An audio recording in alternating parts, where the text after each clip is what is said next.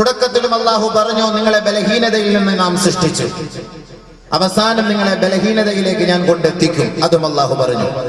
ഈ രണ്ട് സമയവും നിങ്ങൾക്കൊന്നും ചെയ്യാൻ കഴിയില്ല, മറിച്ച് ഈ രണ്ടിന്റെയും ഇടയിലുള്ള സമയമുണ്ടല്ലോ, ആ സമയങ്ങൾ നിങ്ങൾ പാഴാക്കരുതേ. അതാണ് ഈ ആയത്തിന്റെ വളരെ പരമപ്രധാനമായ അർത്ഥം. അല്ലാഹുല്ലദീ ഖലഖകും മിൻ ളഅഫിൻ സുമ്മ ജഅല മിൻ ബഅദി ളഅഫിൻ ഖുവ്വ സുമ്മ ജഅല മിൻ ബഅദി ഖുവ്വത്തിൻ ളഅഫൻ വശൈബാ. അല്ലാഹു സുബ്ഹാനഹു വ തആല അവസാനമായി ആയത്ത് പറഞ്ഞു നിർത്തുന്നു. നിങ്ങൾക്ക് നല്ല കഴിവും ബുദ്ധിയും ശക്തിയും എല്ലാ നിലയ്ക്കുമുള്ള ചങ്കൂറ്റവും ഞാൻ നൽകി. പക്ഷെ ആ സമയത്തിന് ശേഷം നിങ്ങളെ ഞാൻ വീണ്ടും മറ്റൊരു അവശതയിലേക്ക്, ബലഹീനതയിലേക്ക് ഞാൻ കൊണ്ടെത്തിക്കുകയാണ്. ഒരു മനുഷ്യന്റെ മൃദുപ്രായം അവൻ ഈ ലോകത്ത് നിന്ന് വിട പറയാൻ പോകുന്ന ഒരവസ്ഥയിലേക്ക് കൊണ്ടെത്തുന്നു. ആ സമയത്ത് ഓരോ മനുഷ്യനും പറയും ഞാൻ ചെയ്തു കൊള്ളാം, അങ്ങനെ ചെയ്തു കൊള്ളാം, ഇങ്ങനെ ചെയ്തു കൊള്ളാം. ആ പറയലിൽ ഒരു അർത്ഥവുമില്ല എന്നതാണ് നമുക്ക് മനസ്സിലാക്കുന്നത്. അല്ലാഹു സുബ്ഹാനഹു വ തആല ഈ ആയത്തിന്റെ അടുത്ത ആയത്തിലൂടെ നമുക്ക് പഠിപ്പിച്ചു തരുന്നു. മനുഷ്യൻ അല്ലാഹു ദുനിയാവിൽ നൽകിയ സമയങ്ങളെ അവൻ പാഴാക്കിയിട്ട് നാളെ ആഖിറത്തിൽ അല്ലാഹുവിന്റെ മുന്നിൽ പോയി ഓശാനിച്ച് നിൽക്കേണ്ട ഒരു ഗതികേട് വരുമ്പോൾ അവൻ ആണയിട്ട് റബ്ബിന്റെ കോടതിയിൽ അവൻ പറയുന്ന സത്യം, അവന്റെ യുവത്വത്തെ മുഴുവനും പാഴാക്കിക്കൊണ്ട് പടച്ച റബ്ബിന്റെ വിധിവിലക്കുകളെ മാനിക്കാതെ കേവലം പാശ്ചാത്യ സംസ്കാരത്തെ തന്റെ ജീവിതവുമായി ബന്ധപ്പെടുത്തിക്കൊണ്ട് അവന്റെ സമയങ്ങളും സമ്പത്തുകളും നശിപ്പിച്ച മനുഷ്യനെ കുറിച്ച് ആഖിറത്തിൽ അവൻ വിലപിക്കുന്ന വിലാപത്തെ പരിശുദ്ധ ഖുർആൻ ഇവിടെ വ്യക്തമാക്കുകയാണ്. ആ ഖിയാമത്തിന്റെ നാളിൽ, ഭയാനകത നിറയുന്ന നാളിൽ, കഠോരമായ ശിക്ഷകളെ ഇവന്റെ നഗ്ന നേത്രങ്ങൾ കൊണ്ട് കാണുന്ന അവസരത്തിൽ ഇവൻ ആണയിട്ട് പറയുന്ന സത്യമാണ്, അവന്റെ യുവത്വത്തെ അവൻ നഷ്ടപ്പെടുത്തിയതിന്റെ പേരിൽ, അവൻ അല്ലാഹു നൽകിയ നിഅമത്തിനെ അവൻ നഷ്ടപ്പെടുത്തിയതിന്റെ പേരിൽ ഇവൻ ആണയിട്ട് പറയുന്ന സത്യം. وَيَوْمَ تَقُومُ السَّاعَةُ يُقْسِمُ الْمُجْرِمُونَ مَا لَبِثُوا غَيْرَ سَاعَةٍ كَذَلِكَ كَانُوا يُؤْفَكُونَ. ഖിയാമത്ത് നാളിൽ അന്ത്യസമയമെത്തുമ്പോ, ഈ ലോകത്തിന് പരിസമാപ്തി കുറിക്കുമ്പോ, ആണയിട്ടുകൊണ്ട് അഹങ്കാരികൾ അവന്റെ സമയം പാഴാക്കിയവൻ ആണയിട്ടുകൊണ്ട് റബ്ബിന്റെ കോടതിയിൽ പറയുമത്രേ, പടച്ചതമ്പുരാനെ നീ എനിക്ക് ആയുസ് നൽകിയില്ലല്ലോ, കൂടുതൽ വർഷങ്ങൾ ജീവിക്കാൻ അവസരം നൽകിയില്ലല്ലോ, കേവലം 1 മണിക്കൂർ സമയം മാത്രമാണ് നീ ജീവിക്കാൻ അനുവദിച്ചത്. നാളെ ആഖിറത്തിന്റെ ശിക്ഷകളും ഭയാനകതകളും കാണുമ്പോൾ ഓരോ യുവാവും ഓരോ യുവതിയും ഓരോ മനുഷ്യനും നാളെ നിലവിളിക്കുന്ന രംഗം. ബഹുമാനമുള്ള സഹോദരങ്ങൾ, അത് എത്തുന്നതിന് മുമ്പ് നമ്മുടെ യുവത്വം അല്ലാഹു നമുക്ക് നൽകിയത് ഒരു അനുഗ്രഹമാണ്. അത് നമ്മൾ എങ്ങനെ ചെലവഴിക്കണം, അത് അല്ലാഹു റസൂൽ നമുക്ക് പഠിപ്പിച്ചു തരുന്നു. ഒരു വലിയ ഹദീസിൽ ഹബീബായ റസൂലുള്ളാഹി സ്വല്ലല്ലാഹു അലൈഹി വസല്ലമ തങ്ങൾ അവതരിപ്പിക്കുകയാണ്. ഒരു സഹാബി നബി തങ്ങളുടെ ഹദറത്തിലേക്ക് കടന്നു വരുന്നു. ഫഅതൻ നബിയ റജുലുൻ, ഒരു സഹാബി ഹബീബായ തങ്ങളുടെ ഹദറത്തിലേക്ക് കടന്നു വന്നുകൊണ്ട് ചോദിക്കുന്നു, യാ റസൂലല്ലാഹ് അയ്യു ദുആഇ അഫ്ളലു, പ്രാർത്ഥനകളിൽ ശ്രേഷ്ഠമായ പ്രാർത്ഥന ഏതാണ് നബിയേ? ദുആകളിൽ ഏറ്റവും ശ്രേഷ്ഠമായ ദുആ ഏതാണ് ഹബീബേ? ഖാല റസൂലുള്ളാഹി സ്വല്ലല്ലാഹു അലൈഹി വസല്ലം, അല്ലാഹുവിന്റെ റസൂൽ പറഞ്ഞു, സലിൽ അഫ്വ വൽ ആഫിയ, സലിൽ അഫ്വ വൽ ആഫിയത ഫിദ് ദുനിയാ വൽ ആഖിറ. സഹോദരാ, ദുനിയാവിലും നാളെ ആഖിറത്തിലും നിനക്ക് ശാരീരികമായി ആരോഗ്യത്തിന് വേണ്ടി അല്ലാഹുവിനോട് നീ ചോദിക്കണമേ. നബി തങ്ങൾ ചോദിച്ച, നബി തങ്ങൾ പറഞ്ഞ മറുപടി, ഒരു ചെറുപ്പക്കാരൻ നബി തങ്ങളെ കണ്ട് ഏറ്റവും നല്ല ദുആ പഠിപ്പിച്ചതാ നബി എന്ന് ചോദിച്ചപ്പോ പറഞ്ഞ മറുപടി, സലിൽ അഫ്വ ഫിദ് ദുനിയാ വൽ ആഖിറ, ദുനിയാവിലും നമുക്ക് ആഫിയത്ത് വേണം, ആഖിറത്തിലും നമുക്ക് ആഫിയത്ത് വേണം. സുമ്മ അതാഹുൽ ഗദ, രണ്ടാമത്തെ ദിവസവും ഹബീബായ തങ്ങളുടെ ഹദറത്തിലേക്ക് ആ സഹാബി വന്നുകൊണ്ട് ചോദിച്ചു, യാ റസൂലല്ലാഹ് അയ്യു ദുആഇ പ്രാർത്ഥനകളിൽ ശ്രേഷ്ഠമായ പ്രാർത്ഥന ഏതാണ് നബിയേ? ദുആകളിൽ ഏറ്റവും ശ്രേഷ്ഠമായ ദുആ ഏത് നബിയേ? ഖാല റസൂലുള്ളാഹി സ്വല്ലല്ലാഹു അലൈഹി വസല്ലം, അല്ലാഹുവിന്റെ റസൂൽ പറഞ്ഞു, സലിൽ അഫ്വ വൽ ആഫിയ ഫിദ് ദുനിയാ വൽ ആഖിറ. ദുനിയാവിലും ആഖിറത്തിലും ആഫിയത്തിന് വേണ്ടി, ആരോഗ്യത്തിന് വേണ്ടി, ശാരീരിക ആരോഗ്യത്തിന് വേണ്ടി നീ അല്ലാഹുവിനോട് ചോദിക്കണമേ. ദുനിയാവിൽ കിട്ടുന്നത് പോലുള്ള ആരോഗ്യവും ആഫിയത്തും ആഖിറത്തിലും നമുക്ക് ഉണ്ടാകേണ്ടതാണ്. കാന യദഉ റസൂലുള്ളാഹി സ്വല്ലല്ലാഹു അലൈഹി വസല്ലമ, അല്ലാഹുവിന്റെ റസൂലിന്റെ പ്രാർത്ഥനയായിരുന്നു, അല്ലാഹുമ്മ ഇന്നി അസ്അലുകൽ അഫ്വ വൽ ആഫിയത ഫിദ് ദുനിയാ വൽ ആഖിറ.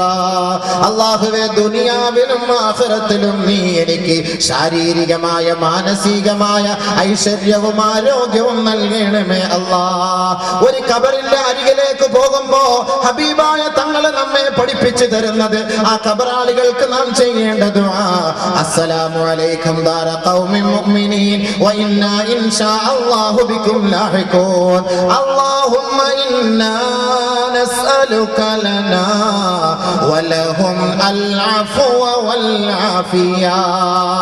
ആ ഖബറാളികൾക്ക് വേണ്ടി നാം പ്രാർത്ഥിക്കുന്ന പ്രാർത്ഥന അല്ലാഹുവിന്റെ റസൂൽ നമുക്ക് പഠിപ്പിച്ചു തരുന്നു. പടച്ചവനെ, ഞങ്ങൾക്കും ഈ മൺമറഞ്ഞു പോയ മഹത്തുക്കൾക്കും നീ ആഫിയത്ത് നൽകണമേ അല്ലാ, മാപ്പ് നൽകണമേ അല്ലാ, വിട്ടുവീഴ്ച ചെയ്യണമേ റബ്ബേ എന്ന് ഹബീബായ തങ്ങൾ നമ്മെ പഠിപ്പിച്ചു തരുമ്പോ, ദുനിയാവിൽ മാത്രമല്ല ഈ യുവത്വം ആവശ്യം, ആഖിറത്തിലും ഈ യുവത്വം നമുക്ക് ആവശ്യമുള്ളതാ.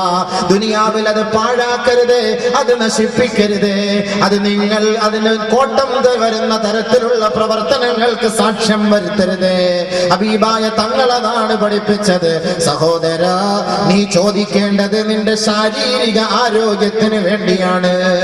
ഓരോ ചെറുപ്പക്കാരനും ഓരോരുത്തരും മനസ്സിലാക്കേണ്ടത് ആഫിയത്ത് ഏറ്റവും വലിയ നിഅമത്ത്.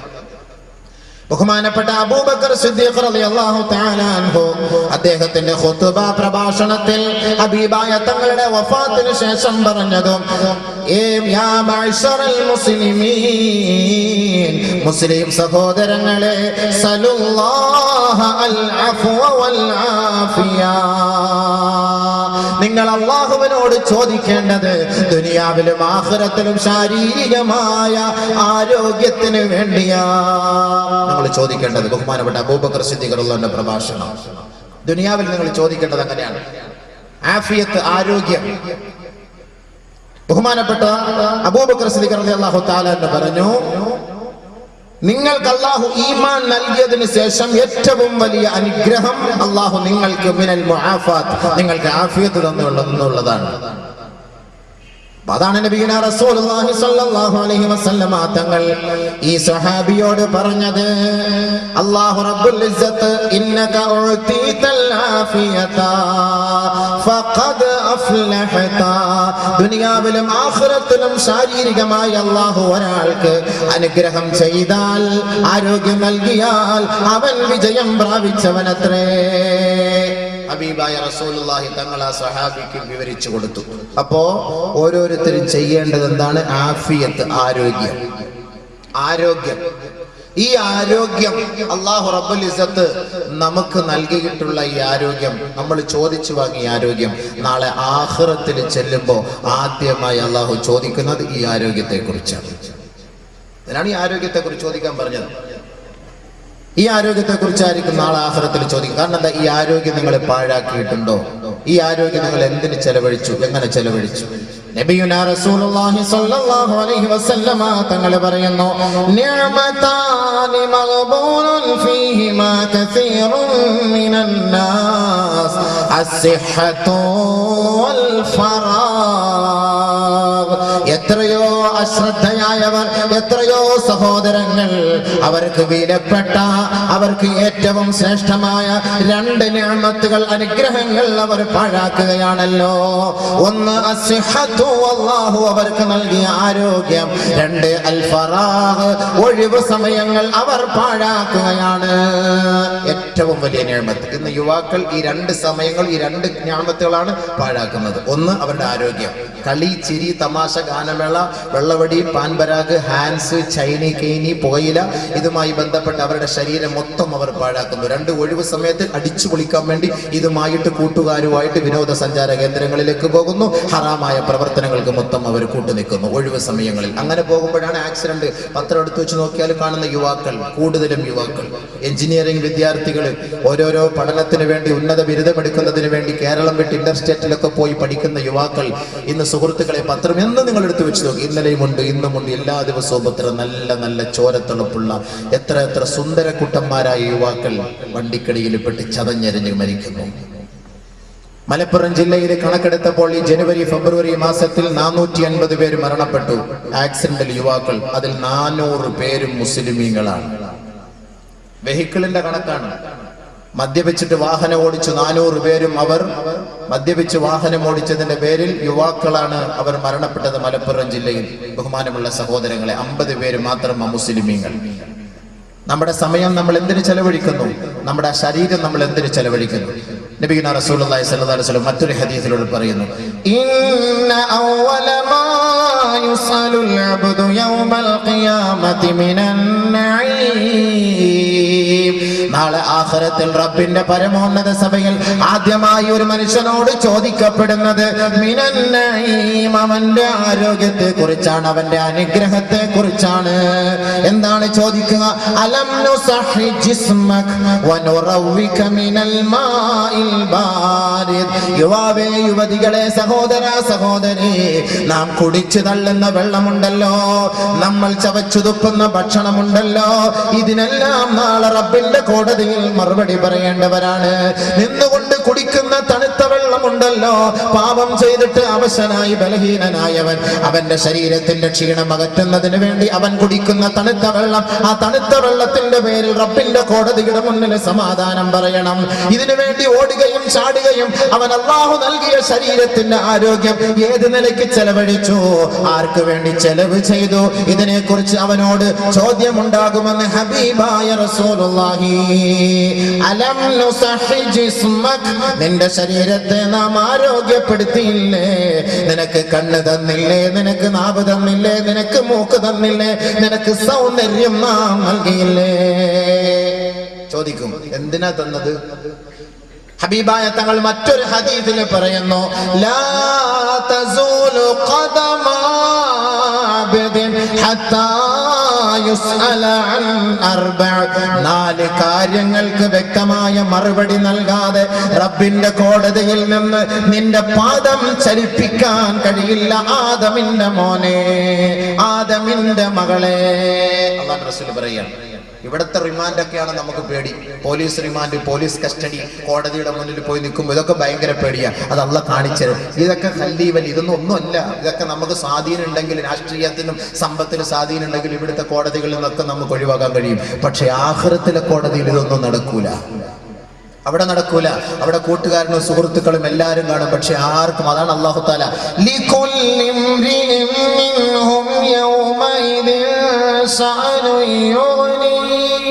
ഓരോരുത്തർക്കും ഓരോ ഫൈൽ, ഓരോരുത്തർക്കും ഓരോ കാര്യം. അവരവരുടെ കാര്യങ്ങളല്ലാതെ കൊണ്ട് മറ്റുള്ളവരെ കുറിച്ച് അവർ ചിന്തിക്കാറില്ല. യൗമ തകൂനു സമാഉ കൽ മുഹൽ വതകൂനുൽ ജിബാലു കൽ ഇഹ്ൻ വലാ യസ്അലു ഹമീമുൻ ഹമീമാ യുബസ്സറൂനഹും യവദ്ദുൽ മുജ്രിമു ലൗ യഫ്തദി മിൻ അദാബി യൗമിഇദിൻ ബിബനി വസാഹിബതിഹി വഅഖീഹി വഫസീലതിഹി അല്ലതി തുഈ വമാ ഫിൽ അർളി ജമീഅൻ സുമ്മ യുൻജീ. നാളെ ഓരോ സഹോദരനും സഹോദരിയും റബ്ബിന്റെ പരമോന്നത കോടതിയുടെ മുന്നിൽ പോയി വിലപിക്കുന്ന വിലാപമാണ് പരിശുദ്ധ ഖുർആനിൽ അല്ലാഹു നമ്മെ അറിയിക്കുന്നത്. ചിന്തിക്കൂ, പാഠം പാഠം ഉൾക്കൊള്ളൂ. തന്റെ ശിഷ്ട ജീവിതം അല്ലാഹുവിന്റെ വഴിയിലൂടെ നിങ്ങൾ ചലിപ്പിക്കൂ.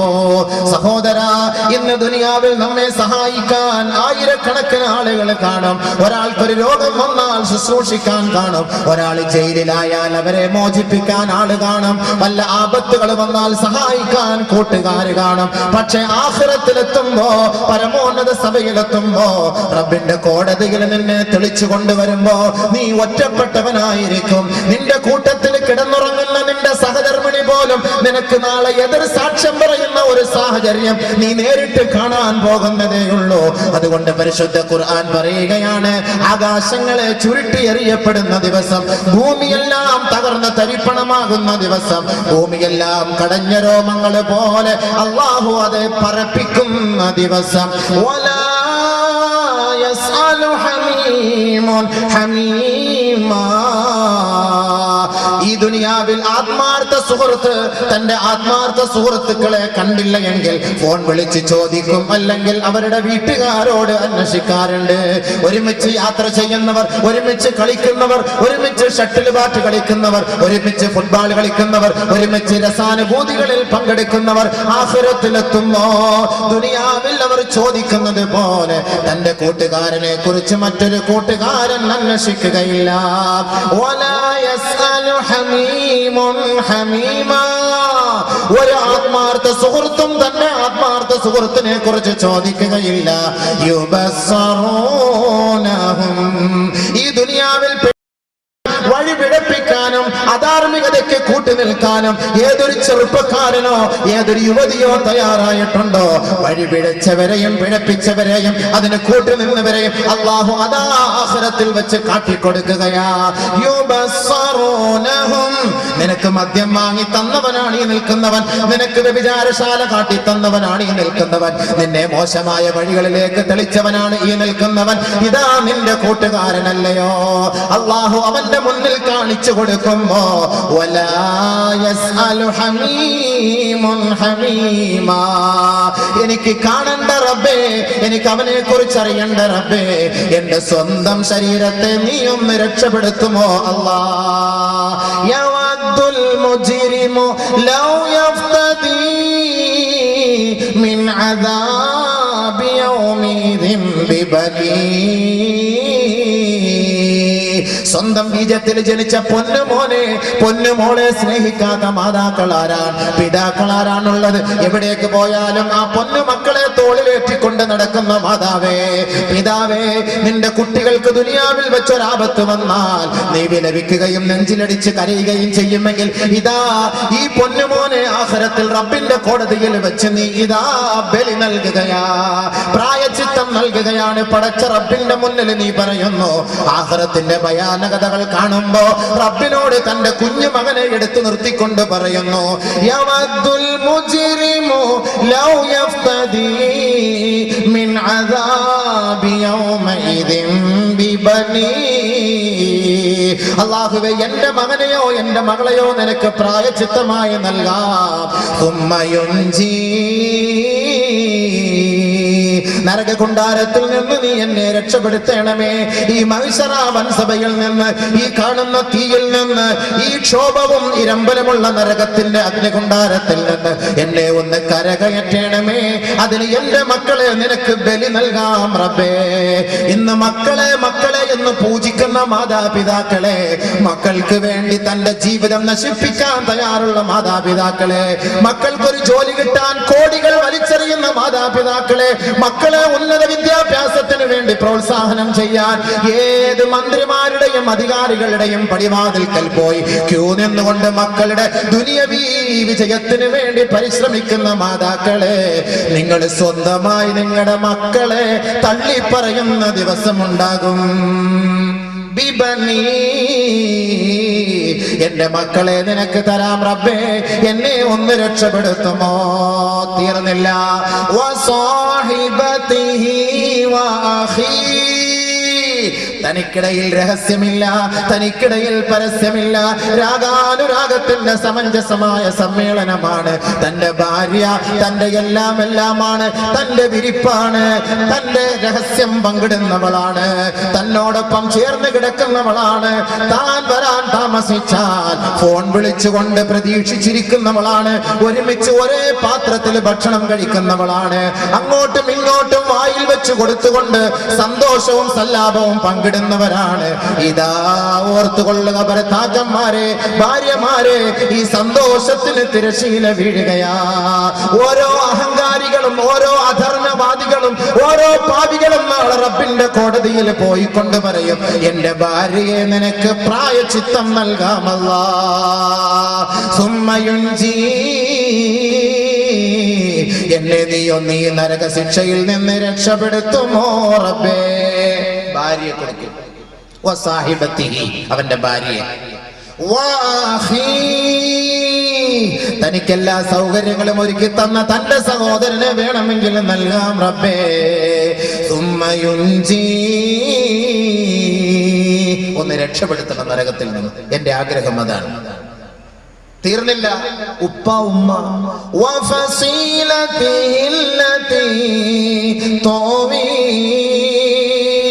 ദുനിയാവിൽ തനിക്ക് അഭയം നൽകിയ മാതാക്കളാരാണോ, പിതാക്കളാരാണോ, രക്ഷകർത്താക്കളാരാണോ, ആരെ വേണമെങ്കിലും നിന്റെ മുന്നിൽ ഞാൻ സമർപ്പിക്കാം.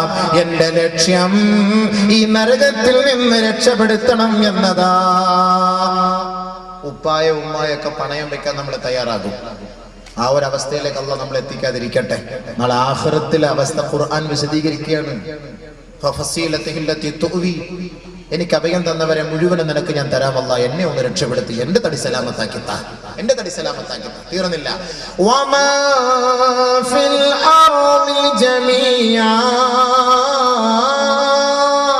ഭൂമിയിലുള്ള സകലമാന മനുഷ്യരെയും നിനക്ക് വേണ്ടി ഞാൻ പ്രായശ്ചിത്തം നൽകാം.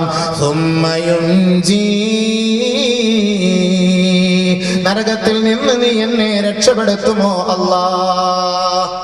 മക്കളെ മതിയാവൂലേ, ഭാര്യയെ മതിയാവൂലേ, ഭർത്താവിനെ മതിയാവൂലേ, മാതാപിതാക്കളെ പോലെ, രക്ഷകർത്താക്കളെ പോലെ ഭൂമിയിലുള്ള സകലമാന ആളുകളെ നിനക്ക് ഞാൻ പ്രായശ്ചിത്തം നൽകാം. ഫിദാ, എനിക്കൊന്ന് രക്ഷപ്പെടാം. അപ്പൊ ഞാൻ പറഞ്ഞെന്തെന്നറിയാവോ, നാളെ അവനവന്റെ സ്വന്തം കാര്യം. അതാ ഞാൻ പറഞ്ഞത്. ഇന്ന് കൂട്ടുകാർ ഇഷ്ടം പോലെ കാണും. വെള്ളം അടിക്കാനും കൂട്ടുകാർ കാണും, ബൈക്കിൽ കൊണ്ടുപോകാനും കാണും, അപ്പാച്ചിയുടെ പുറകിൽ വെച്ചുകൊണ്ട് പോകാനും കാണും, ഒപ്പിച്ചേരാനും മാമാപ്പണി ചെയ്യാനും എല്ലാ പണിക്കുന്ന ആളുകൾ കൂട്ടത്തിൽ ഇഷ്ടം പോലെ ഉണ്ട്. നാളെ ആഖിറത്തിൽ ചെല്ലുമ്പോൾ ഒറ്റത്തടിയാവും. ഒന്നും പറഞ്ഞറിയാൻ എല്ലാവരും പറയും, ആരെ വേണമെങ്കിലും ഞാൻ തരാം അല്ലാ, എന്ത് വേണമെങ്കിലും തരാം അല്ലാ, എത്ര പേരെ വേണമെങ്കിലും തരാം അല്ലാ, ഈ ഭൂമിയിലുള്ള മുഴുവൻ പേരെ ഞാൻ തരാൻ പഠിച്ചവനെ, എന്നെ ഒന്ന് രക്ഷപ്പെടുത്തു പ്ലീസ്, നാളെ വിളിക്കാം അല്ലാടെ മുന്നിൽ പോയിട്ട്. അള്ളാന്റെ മറുപടി, കല്ലാ ഇന്നഹാ ലല്ലാ. സാധ്യമല്ലടാ മോനെ, സാധ്യമല്ലടാ, സാധ്യമല്ല. നിനക്ക് വിലപിക്കേണ്ട സമയം കഴിഞ്ഞു. അത് ദുനിയാവിൽ. അതാണ് അല്ലാഹുവിന്റെ റസൂൽ പറഞ്ഞത്, ലാ തസൂലു ഖദമാ അബ്ദിൻ ഹത്താ യുസ്അല അൻ അർബഅ. നാല് കാര്യങ്ങളെ കുറിച്ച് ചോദിക്കുമ്പോ അതിന് വ്യക്തമായ മറുപടി പറയാതെ, യുവാവേ, യുവതിയെ, നിന്റെ പാദം നാളെ ചലിപ്പിക്കാൻ കഴിയില്ലടോ. ആഖിറത്തിൽ ഇവിടെ മാത്രമൊന്നുമല്ല ചോദ്യം. ഇവിടുത്തെ ചോദ്യം ഒന്നുമല്ല മോനെ. ആഖിറത്തിൽ കൊണ്ട് പിടിച്ചു നിർത്തുമ്പോ നിന്നെ ചോദിക്കും 4 കാര്യം, പരമപ്രധാനമായ 4 കാര്യം. അവൻ അല്ലാഹു നൽകിയ വയസ്സ്, ആയസ്, ആരോഗ്യത്തെ കുറിച്ച് അല്ലാഹു അവനോട് ചോദിക്കുമ്പോ, ഫീമാ അഫ്നാ, എങ്ങനെ ചെലവ് ചെയ്തു, എങ്ങനെ ചെലവഴിച്ചു, എതിനു വേണ്ടി മാറ്റിവെച്ചു എന്ന് ചോദിക്കുമ്പോ അതിന് നീ മറുപടി പറയാതെ നിന്റെ പാദം ചലിപ്പിക്കാൻ കഴിയില്ലടോ. ഹബീബായ റസൂലുള്ളാഹി സല്ലല്ലാഹു അലൈഹി വസല്ലം തങ്ങൾ പറയുന്ന മുത്തായ വാക്കാണ്. മുത്തായ വാക്കാണ്. ശ്രദ്ധിച്ചോണി, നിങ്ങൾ മനസ്സിലാക്കിക്കൊള്ളു. നമുക്ക് അല്ലാഹു തന്ന ആയുസ് എങ്ങനെ ചെലവ് ചെയ്തു. നാളെ ആഖിറത്തിൽ ചെല്ലുമ്പോൾ റബ്ബിന്റെ അടുക്കൽ പോയിട്ട് പറയും, പടച്ചവനെ, ഞാൻ കുടുങ്ങിപ്പോയതാ, ഞാൻ അറിയാതെ പോയതാ, എങ്ങനെങ്കിലും എന്നെ ഒന്ന് രക്ഷപ്പെടുത്തണം, അബദ്ധത്തിൽ വീണ് പോയതാ എന്ന് പറഞ്ഞിട്ട് നാളെ ആഖിറത്തിൽ ഇവിടെ റബ്ബിന്റെ അടുക്കൽ ഇവൻ വിലപിക്കും, റബ്ബനാ غلبت علينا شقوتنا وكنا قوما ضالين. അല്ലാഹുവേ, ദുനിയാവിലെ പ്രേമം, ദുനിയാവിലെ രസം, ദുനിയാവിലെ ആനന്ദം ഞങ്ങളെ അടക്കി ഭരിച്ചു പോയി. അല്ലാഹ്, അതിൽ ഞങ്ങൾ കുടുങ്ങിപ്പോയി റബ്ബേ, അതിൽ ഞങ്ങൾ വീണുപോയി. അല്ലാഹ്, ഫഖ്റുജ്നാ, ഞങ്ങൾക്കൊരു ചാൻസ് കൂടി തരണമേ റബ്ബേ, ഞങ്ങളെ ഒന്ന് മടക്കി അയക്കണമേ. അല്ലാഹ്, നഅമൽ സാലിഹ, നന്മയായ കാര്യങ്ങൾ മാത്രം ചെയ്തു കൊള്ളാം, നന്മയ്ക്ക് മാത്രം കൂട്ടുനിൽക്കാം, ഒരിക്കൽ കൂടി ഒരു അവസരം നൽകണമേ എന്ന് റബ്ബിന്റെ കോടതിയിൽ അവൻ വിലപിക്കുമ്പോ റബ്ബ് ഇവനോട് പറയുകയാ, അവലം നുഅമ്മിർകും മാ യതദക്കറു ഫീ മാ തദക്കർ വജാഅകുമുൻ നദീർ. ദുനിയാവിൽ നിനക്ക് നല്ല യുവത്വം തുളുമ്പുന്ന സമയം ഞാൻ നൽകിയില്ലേ? ആ സമയം നീ തിയേറ്ററിൽ ചെലവ് ചെയ്തവനല്ലേ? ദുനിയാവിൽ നിനക്ക് നല്ല പൈസയും ആരോഗ്യവും ഞാൻ നൽകിയില്ലേ? അതൊരു പെണ്ണുമായി നീ നിന്റെ ബന്ധത്തിൽ നീ നശിപ്പിച്ചു കളഞ്ഞില്ലേ? ദുനിയാവിൽ നല്ല നിലവാരം നിനക്ക് ഞാൻ നൽകിയില്ലേ? അത് മുഴുവനും നീ അധർമ്മത്തിന്റെ വഴിക്ക് വേണ്ടി പണയപ്പെടുത്തിയില്ലേ? അപ്പൊ ഈ കിട്ടിയ സമയം, ഈ ആയുസ്, ഈ ആരോഗ്യം എന്തിനു വേണ്ടി ചെലവ് ചെയ്തു? എന്തിനു വേണ്ടി ചെലവ് ചെയ്തു? ഇതിന് നാളെ ചോദ്യമുണ്ടാകും, അതിന് മറുപടി കണ്ടെത്തുകയും വേണം. അതല്ലാതെ ഒരു രക്ഷയുമില്ല, അത് കണ്ടെത്തിയേ മതിയാവും. ഇതില്ലെങ്കിൽ അനങ്ങാൻ പറ്റൂല, അനങ്ങാനേ പറ്റൂല. അള്ളാഹു നമുക്ക് ആ ഒരു ഗതി ഉണ്ടാകാതെ നമ്മളെ രക്ഷപ്പെടുത്തുമാറാകട്ടെ. അതിനാണ് നമ്മൾ ഈ ചർച്ച. അള്ളാഹു ചോദിക്കാണ്, നിങ്ങൾക്ക് ഇത് പറഞ്ഞാൽ ആരും ഇല്ലായിരുന്നോ? പറഞ്ഞു തന്നല്ലോ. വജാഅകുമുൻ നദീർ ഖാലൂ ബലാ ഖദ് ജാഅനാ നദീർ, ഞങ്ങൾക്ക് വഴികാട്ടി വന്നിരുന്നു റബ്ബേ, ഞങ്ങൾക്ക് മുന്നറിയിപ്പ് കാരണം, താക്കീത് കാരണം വന്നിരുന്നു. അല്ലാഹ്, ഫകദബ്നാ, ഞങ്ങളത് പുച്ഛിച്ച് തള്ളി, ഞങ്ങളത് കളവാക്കി, ഞങ്ങൾ വലിച്ചെറിഞ്ഞു. ഞങ്ങൾക്കത് ഇങ്ങനെയൊന്നും, ദുനിയാവെന്ന് പറഞ്ഞാൽ അടിച്ചുപൊളിയുടെ വീടാണെന്ന് ഞങ്ങൾ ധരിച്ചു. അതുകൊണ്ട് ഞങ്ങൾ അത് വലിയ താല്പര്യം കാണിച്ചില്ല. അല്ലാഹ് പറയും മനുഷ്യൻ. فاعترفنا بذنوبنا فهل إلى خروج من سبيل. ഞങ്ങൾ ഞങ്ങളുടെ പാപങ്ങൾ ഏറ്റെടുക്കുന്നു പടച്ചവനെ, ഞങ്ങളുടെ അപരാധങ്ങൾ ഞങ്ങൾ ഏറ്റെടുക്കുന്നു. അല്ലാഹ്, ഒരു അല്പം ചാൻസ് കൂടി നൽകി ഞങ്ങളെ ഒന്ന് മടക്കി അയക്കണമേ റബ്ബേ. ഓരോരുത്തരും വിലപിക്കുന്നതാണ്, ഓരോരുത്തരും വിലപിക്കും. ഖുർആൻ ശക്തമായ താക്കീത്. ഖുർആൻ, ബഹുമാനമുള്ള സുഹൃത്തുക്കളെ, സഹോദരങ്ങളെ, മനസ്സിലാക്കിക്കോ. അതുകൊണ്ടാണ് നബി തങ്ങൾ ചോദിച്ചത്, നിനക്ക് തന്ന ആയുസ് നീ എന്തിനു ചെലവ് ചെയ്തു? അള്ളാഹു തന്ന ഏറ്റവും വലിയൊരു നിഅമത്താണ് നിനക്ക് തന്ന ആയുസ്, ആരോഗ്യം. നീ എങ്ങനെ ചെലവ് ചെയ്തു? മറുപടി കണ്ടെത്തണം ഓരോ ചെറുപ്പക്കാരനും. അത് കണ്ടെത്തിയേ മതിയാവും. അവൻ നാളെ അവിടെ അള്ളാന്റെ മുന്നിൽ പോയി കളവ് പറയാൻ അവനെ കൊണ്ട് കഴിയില്ല.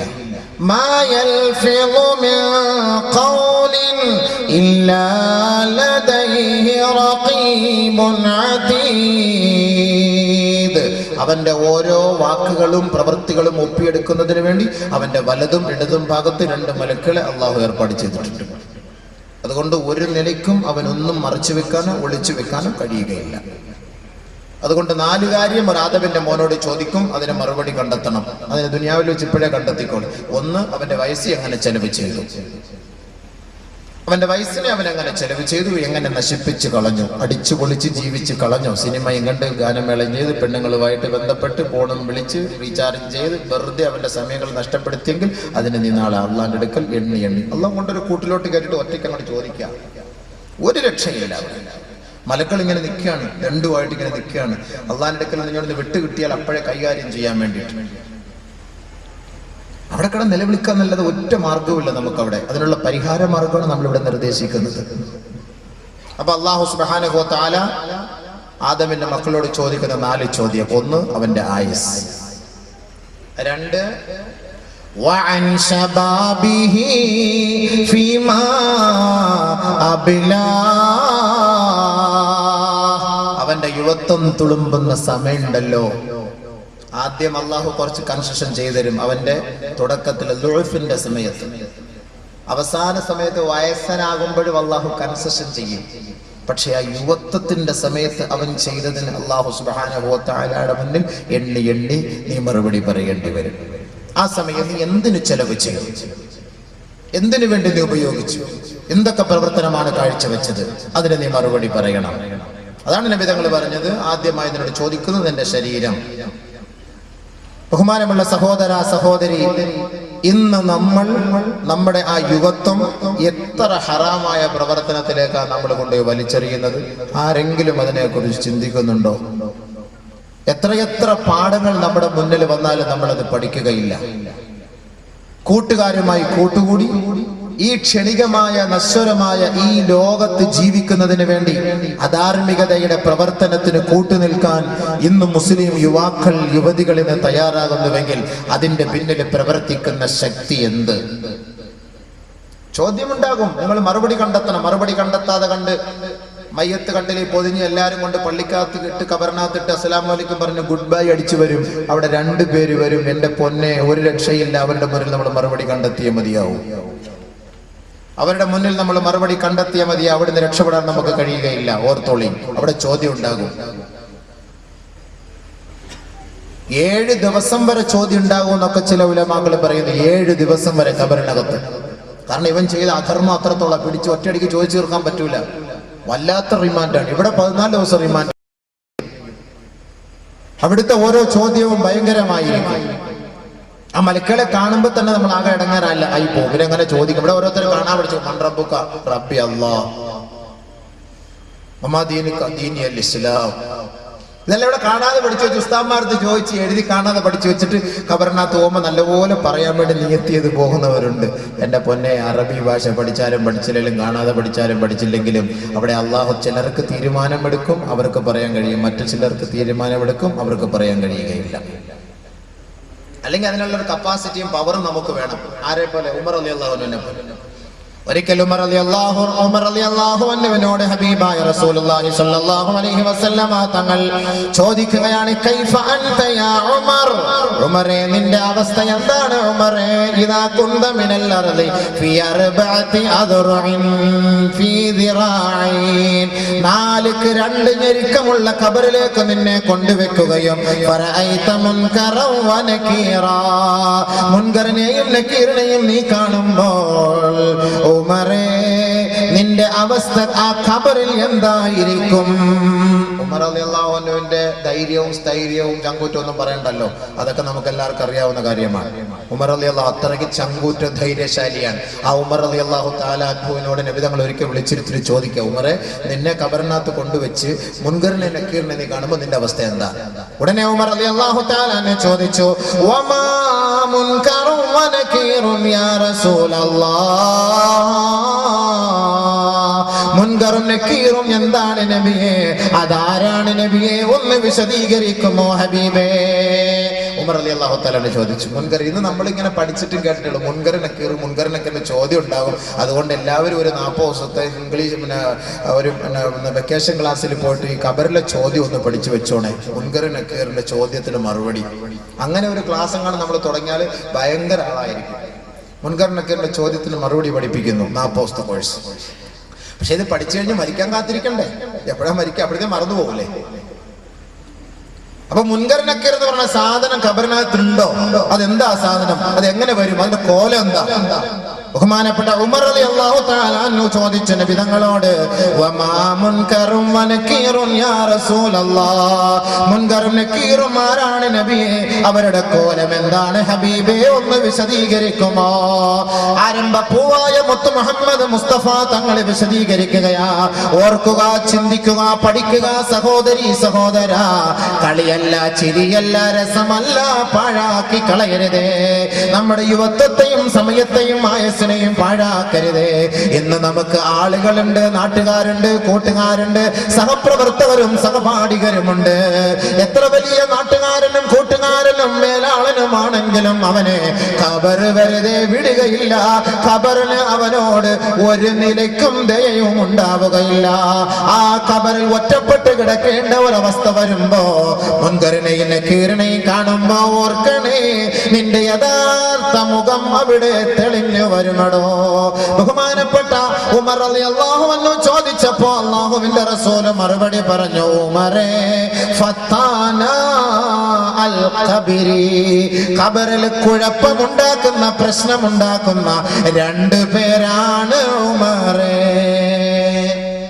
മുൻകർണക്കേർ കുഴപ്പമുണ്ടാക്കുന്നവർ, ഫിത്ന ഉണ്ടാക്കുന്നവർ. ഇവിടെ ഒന്നും ഒരു ഫിത്ന ഇല്ല. ഇവിടുത്തെ ഫിത്നയ്ക്കൊക്കെ കോംപ്രമൈസ് ഉണ്ട്, അവിടുത്തെ ഫിത്നയ്ക്ക് കോംപ്രമൈസ് ഇല്ല.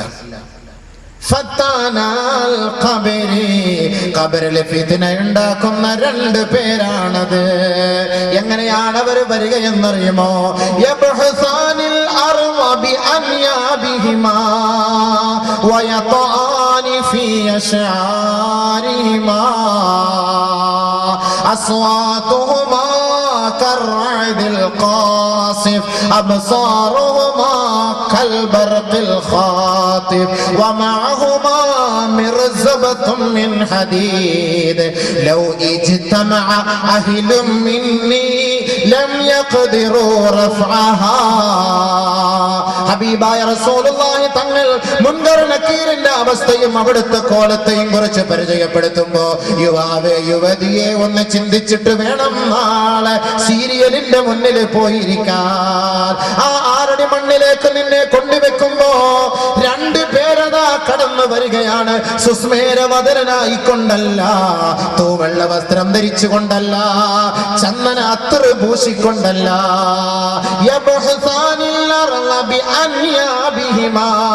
ആ രണ്ട് മാലാകമാരും രണ്ട് മലക്കുകളും വരുന്നത് അവരുടെ മുൻഭാഗത്ത് 2 നീളത്തിലുള്ള തേറ്റപ്പല്ലുണ്ടായിരിക്കും. ആനയെ കാണുമ്പോൾ, ആ കൊമ്പ് കാണുമ്പോൾ നമുക്കൊരു പേടി വരുമെങ്കിൽ, ആനയ്ക്ക് ഹാലിളകുമ്പോ ആ കൊമ്പ് കൊണ്ട് നാട്ടുകാരെ മുഴുവനും അമ്മാനമാടുമെങ്കിൽ, ഇതെല്ലാം ഒരു സാമ്പിൾ മാത്രമാണ്. മുൻകറിന് കീറ് വരുന്നത് അതിന്റെ മുന്നിലുള്ള 2 തേറ്റപ്പല്ലകൾ കൊണ്ട് ആ ഭൂമിയെ മുഴുവനും ഇളക്കി മറിച്ചുകൊണ്ടാണ് വരിക. 6 അടി മണ്ണിൽ കബറടക്കിയിട്ട് മടങ്ങിപ്പോകുമ്പോ തന്റെ ഉപ്പയാകട്ടെ, ഉമ്മയാകട്ടെ, ഭാര്യയാകട്ടെ, ഭർത്താവാകട്ടെ, ആ കബറിന്റെ അകത്ത് നടക്കാൻ പോകുന്ന സംഭവത്തെ കുറിച്ച് സഹോദര, സഹോദരി, നീ ചിന്തിച്ചിട്ടുണ്ടോ? ഭൂമിയെ ഇളക്കി മറിച്ചുകൊണ്ടതാ ഒരു ഭീകര രൂപം വരികയാണ്. ഒന്ന് കാൽഭാഗത്ത് നിന്ന്, ഒന്ന് തലഭാഗത്ത് നിന്ന്. ഇടിമുഴക്കം പോലുള്ള ശബ്ദ കോലാഹലങ്ങളും അട്ടഹാസത്തോടുകൂടി, ഘോര ശബ്ദത്തോടുകൂടി, അലമുറയിട്ടുകൊണ്ട് വല്ലാതെ ഭീകര രൂപം സൃഷ്ടിച്ചുകൊണ്ടതാ അവര് രണ്ടുപേരും ഭൂമിയെ ഇളക്കി മറിച്ച് കബറിലേക്ക് വരികയാ. അസ്വാതുഹുമാ കർഅദിൽ ഖാസിഫ് അബ്സാറുഹുമാ കൽബർഖിൽ ഖാതിഫ്. അവരുടെ കണ്ണ് രണ്ടും മിന്നൽ പോലെ പ്രകാശിക്കുമത്രേ. വമഅഹുമാ മിർസബത്തും മിൻ ഹദീദ്. അവരുടെ രണ്ടുപേരുടെ കയ്യിൽ ഒരു ഇരുമ്പിന്റെ ദണ്ഡുണ്ടത്രേ. ഇന്ന് ഏറ്റവും വലിയ ദണ്ഡ് നാം ഇവിടെ എടുക്കുന്നത് കരിങ്കല് പൊട്ടിക്കാനുള്ള കൂടമാണ്. അതെടുക്കുന്നതിന് 900 റുപ്യ കൊടുക്കണമെങ്കിൽ 900-ൽ നിന്ന് 50 കുറഞ്ഞാൽ ആ കൂടം എടുക്കില്ല. ഇതൊന്നും കൂടമേ അല്ല, ഇതൊന്നും ചുറ്റികയേ അല്ല. ഏറ്റവും വലിയ ചുറ്റിക കാണാൻ പോകുന്നത്, ഏറ്റവും വലിയ കൂടം കാണാൻ പോകുന്നത് 6 അടി മണ്ണിന്റെ അകത്തളത്തിലേക്ക് പോകുമ്പോഴാ.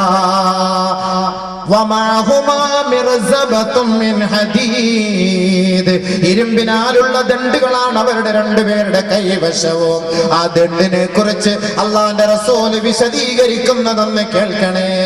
ലൗ ഇജ്തമഅ അഹ്ലും മിന്നീ, എന്റെ സമുദായം മുഴുവനും ഒന്നടങ്കം തീരുമാനിച്ചു ആ ദണ്ഡൊന്ന് ഉയർത്താൻ ശ്രമിച്ചാൽ ലം യഖ്ദിറൂ റഫഅഹാ.